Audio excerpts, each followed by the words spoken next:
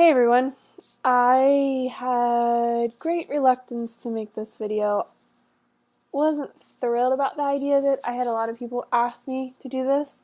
I don't feel like I am a great expert in this. I don't have a lot of experience in this realm. Just because I just have completely neglected this area of my life. Just shut the door on it so I don't have to deal with it. Also, I kind of dreaded a little bit putting this out in the World Wide Web because I think it just makes me a little bit vulnerable. But I realized that there was a need for this, and there really wasn't any other videos that talked about this per se, so I knew I needed to do it. So here I am. We'll see how it goes. Like I said, I don't feel like I have a lot to share on this, but I'll do my best. Yeah, I kind of knew I needed to do this because the ENTP video I made on my channel was the most, active video that I had on my channel, and I've been asked on a number of occasions, can you make another ENTP video? Can you potentially make an ENTP INTJ video? Can you make something on what are INTJs looking for in a partner? And I was like, oh, okay, I'll try.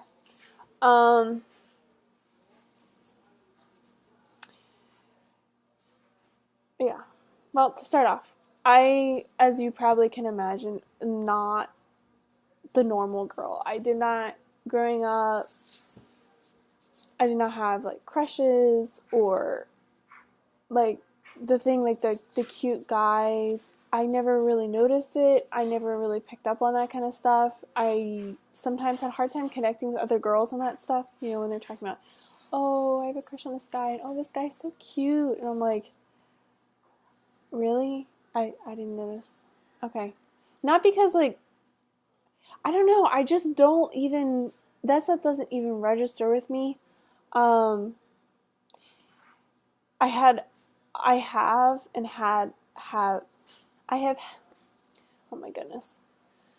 I'm tired. Okay, I have had a lot of guy friends in the past. I have a lot of guy friends now.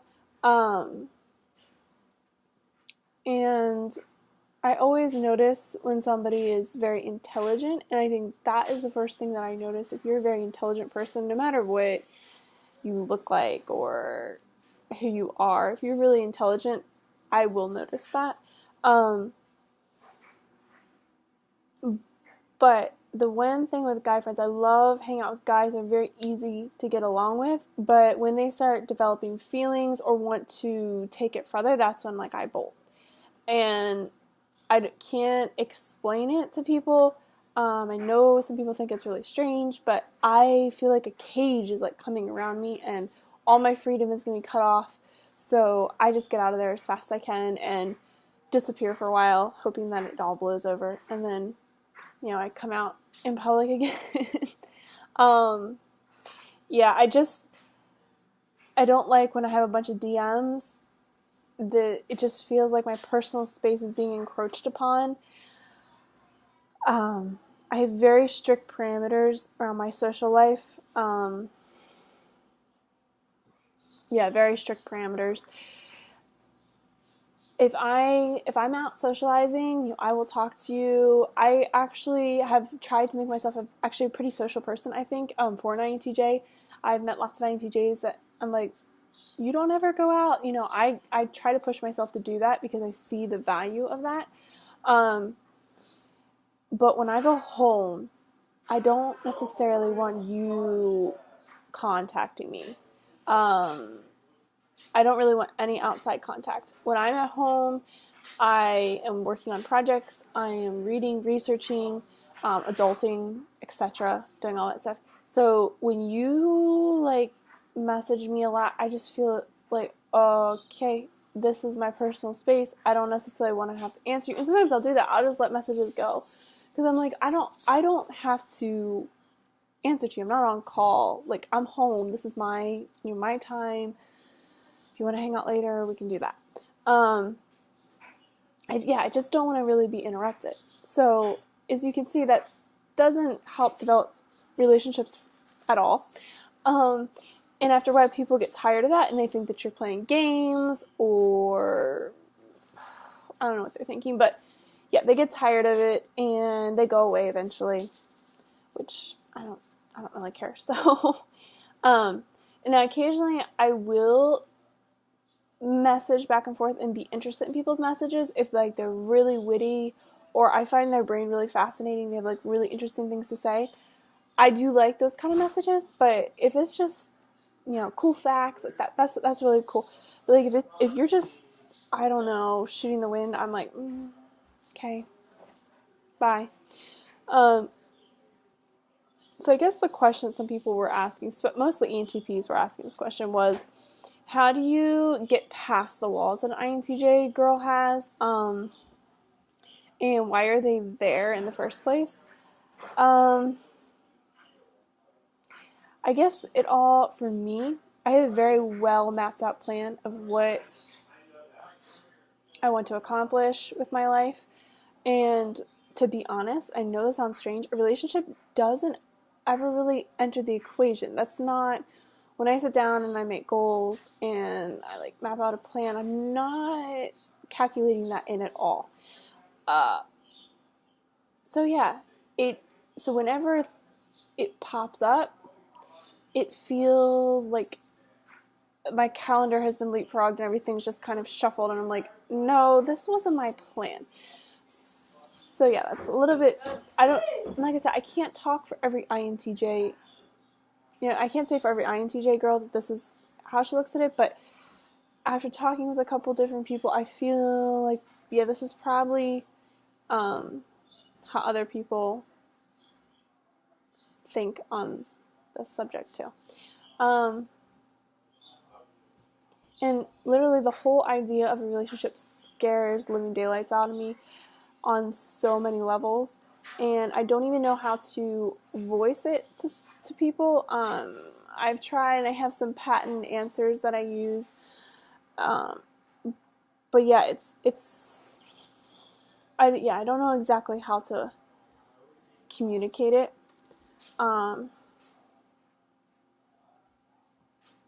But this is not to say that there hasn't been anybody who's not gotten past these walls and barriers.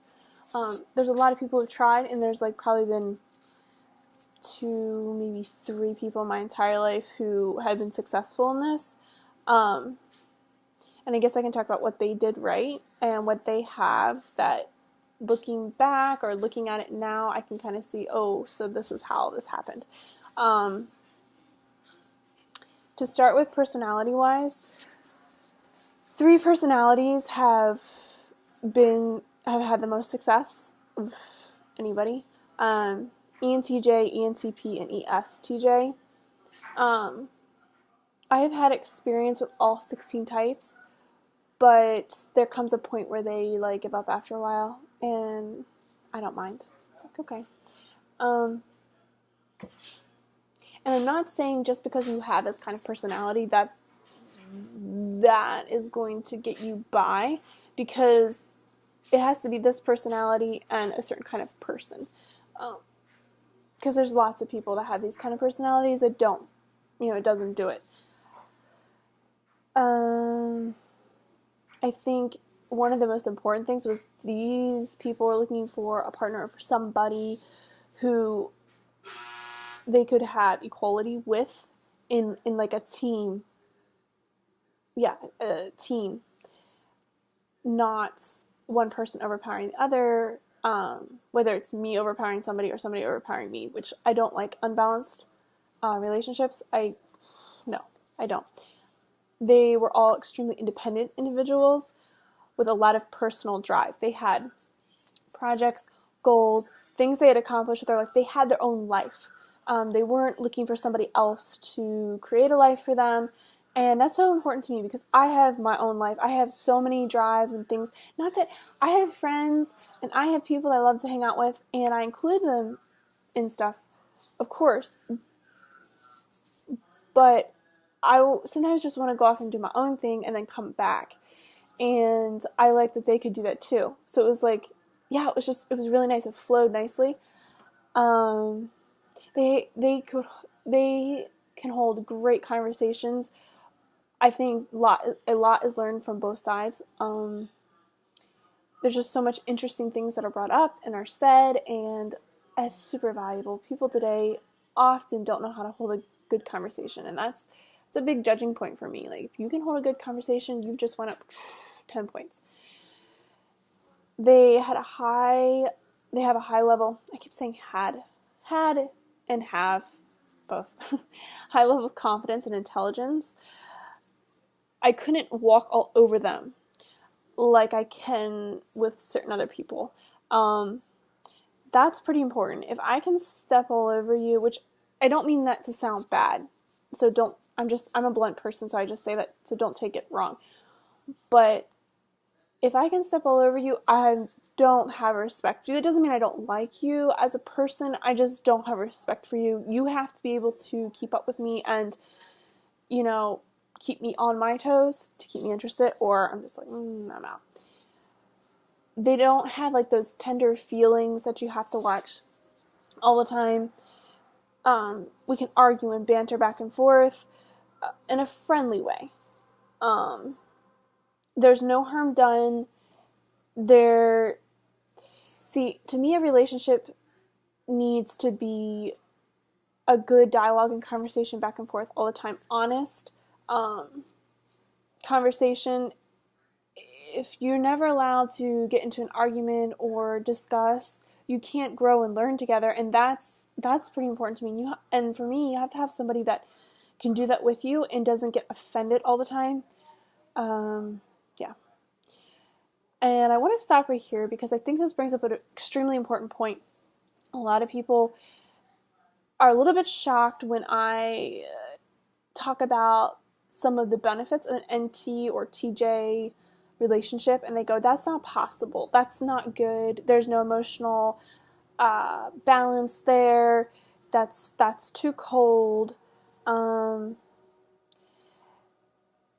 Where's the warmth, the emotion? How do they bring out that side in you? And I just kind of laugh because unless you have experienced it for yourself, you can't, you have to experience it for yourself.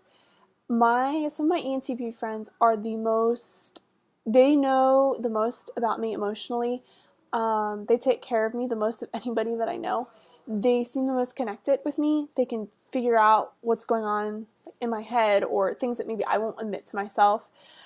So I get tired of people waving around this established rule that, you have to pair off with a feeling type or something to balance you out instead of looking at the balance that's there, because there is balance there, surprisingly. I know this goes against a lot of preconceived notions, but just bear with me. I've had experience with this. I love how well we do projects together, and life. It just, like I said, it flows so seamlessly, and with others, it feels more contrived. That's the only word I can think of it. It just feels contrived. I like when a guy isn't stuck in like a very rigid gender role, because I'm not. I work in a lot of gender stereotypes, and without even trying, that's just my natural bend. And I like when a guy, has no qualms or doesn't feel less manly if, he makes flower arrangements or design or photography, just things that like, oh, that's so I'm like, no, it's not. It's okay. I'm in horticulture, so yeah, I really admire when a guy can make a nice flower arrangement. And if, like, this is totally my kryptonite, this is such a side note, but a number of my guy friends and then guys in my family are really good gourmet cooks. And if you can cook a really good gourmet meal, that's my kryptonite. It really is. I love how they're life learners. That is such a big part of my life. And if I'm around somebody who's not constantly growing, learning, experiencing, researching, I'm so bored. I don't even know what to talk about. We can't get on any kind of like wacky, interesting conversations because they don't even go there. Or they just think I'm strange, which that's another thing that's very comforting to me when I'm around like ENTP or ENTJ. Not so much with an ESTJ, but I mean, I've known some ESTJs who they do a lot of research and, you know, have some book learnings. They have some good conversational pieces or conversation to talk about. But I just lost my train of thought.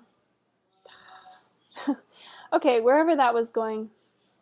Yeah, I hate when this happens. Yeah,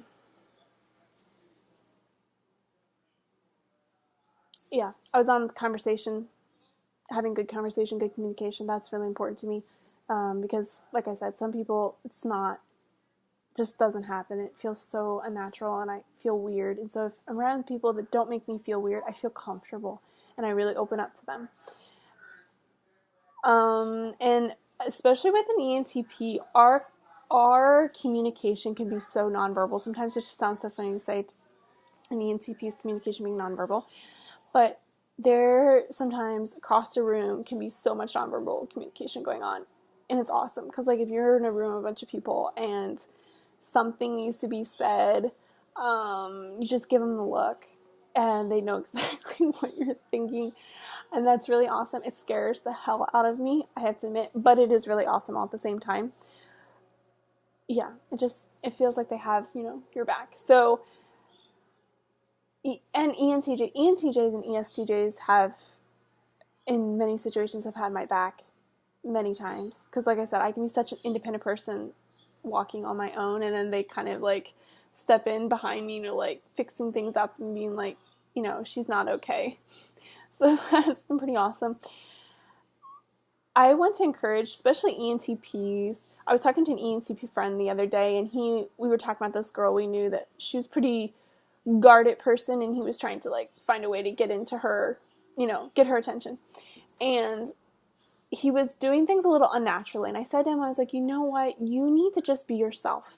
Because if you're yourself, you know, especially if you're, the question I've been asked is, you know, how do you get interested in an INTJ girl? An INTJ girl specifically, if you are quirky, like your quirky self as an ENTP, you will get her attention definitely eventually, like, and probably sooner than later. But just be yourself. To kind of wrap up this video, because I don't want to go too long, the only communication problems that I've had with these three personalities is kind of strange, and I haven't quite figured out because we communicate so well. Like I said with the ENTP, like there's so much good nonverbal communication going on, but there's occasionally when it comes to this relationship stuff, it's a little weird. So I think they think sometimes that I'm playing hard to get or that I'm a player, which I don't understand. And I think the only reason why they might think that is I'm so different from probably so many women that they have met, and I think they love that, but I think they still have in their mind like what they know about other women, and so the behaviors don't match or are kind of off, and so I think that sometimes makes them come to wrong conclusions. I don't know. I haven't quite figured that one out yet. Maybe you guys have suggestions on that, but they think that I'm playing a game sometimes when they start playing a game, which is unlike both of our personalities, like ENTJ, ENTP, ESTJ. I think we're pretty straightforward people. And like I said, have really good communication, but for whatever reason, when this romantic thing comes in, it kind of muddies the waters a little. So I think with me, like I said, I'm really independent, so I have no problems with just disappearing off the face of the planet. And also, I also can get a little scared, because they make themselves such an indispensable part of like life, and yeah, they make themselves indispensable, and it scares the crap out of me, and I'm just like, okay, I'm going to disappear for a little while until I get everything back in order again, because they're like messing up my stuff. And yeah, I can't handle that very well. So I get scared and a little standoffish. And I think for me, too, also, competing with their really big social calendars, like they want me to, hang out with them, do this and do that. But then, so they say, let's go do this, let's go do that. I'm like, okay, we'll do that.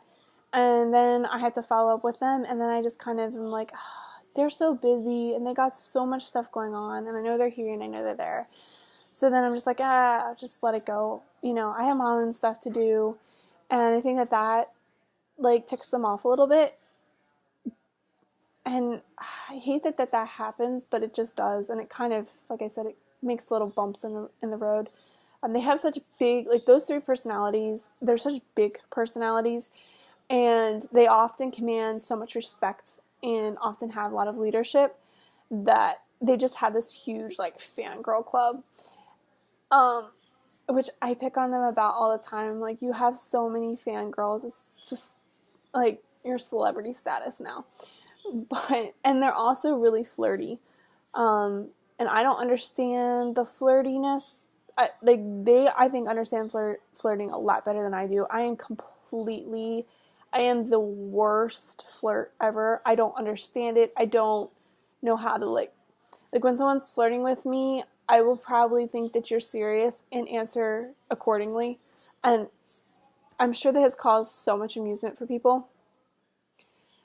Yeah, it just has.